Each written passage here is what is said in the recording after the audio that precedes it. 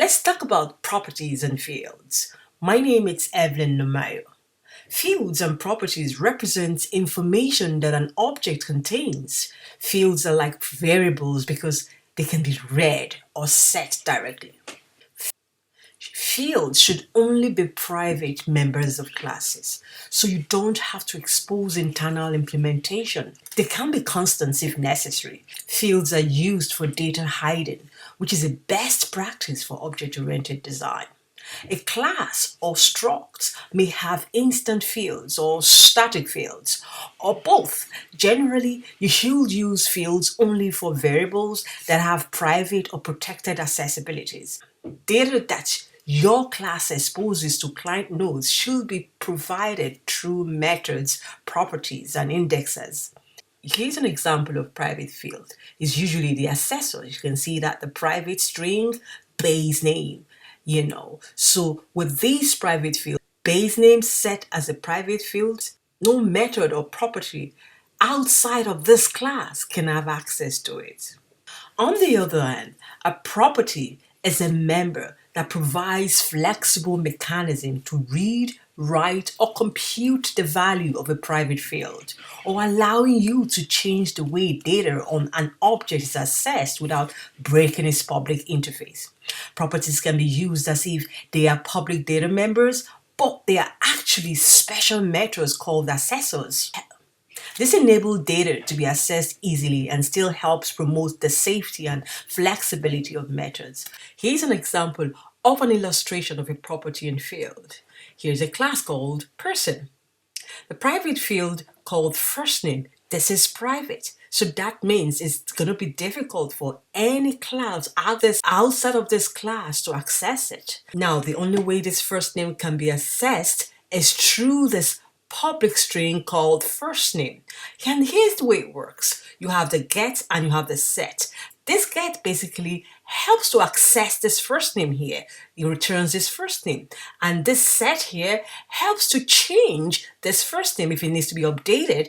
This is what sets it. All right. So basically everything here can be accessed by any class outside of this class or any method outside of it because it has a public accessor. Let's see how this works in Visual Studio. Come with me.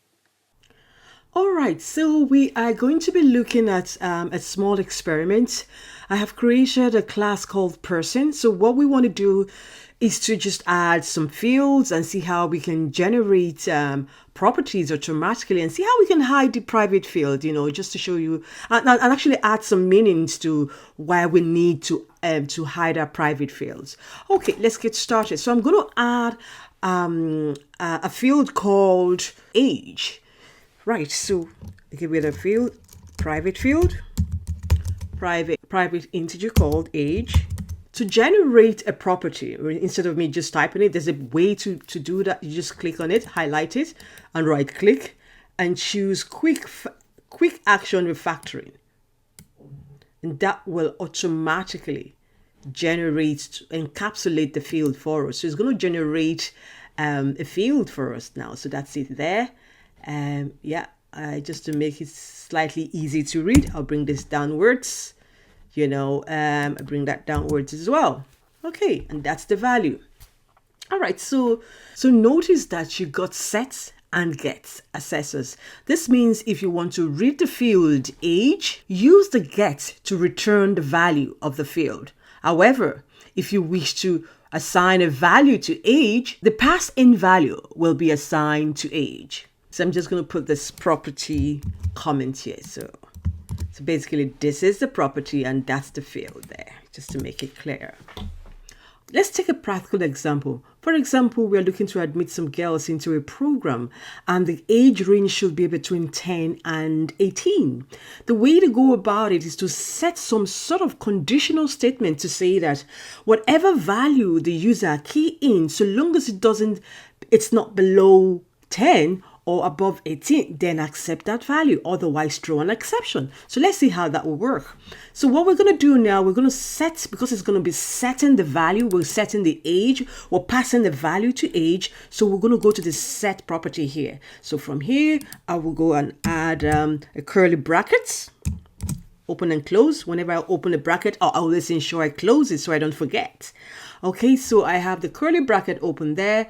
I'll go in there. So I'm now going to set an if conditional statement, which says if value, that is the value that's going to be passed in, it's less than, for instance, 10 years old. Let's put the number 10, or that's the or sign, or value is greater than 18, then the query would be to throw an exception. So I'm going to go in here, I will throw an exception.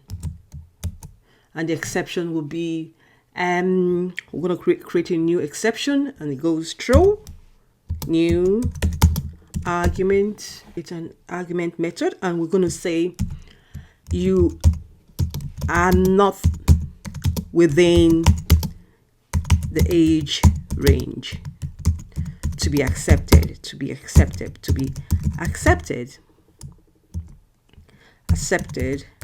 for this program. Okay, so else, so the next thing will be now be else, E-L-S-E, else. What do we do? Else now wants you to now print this out.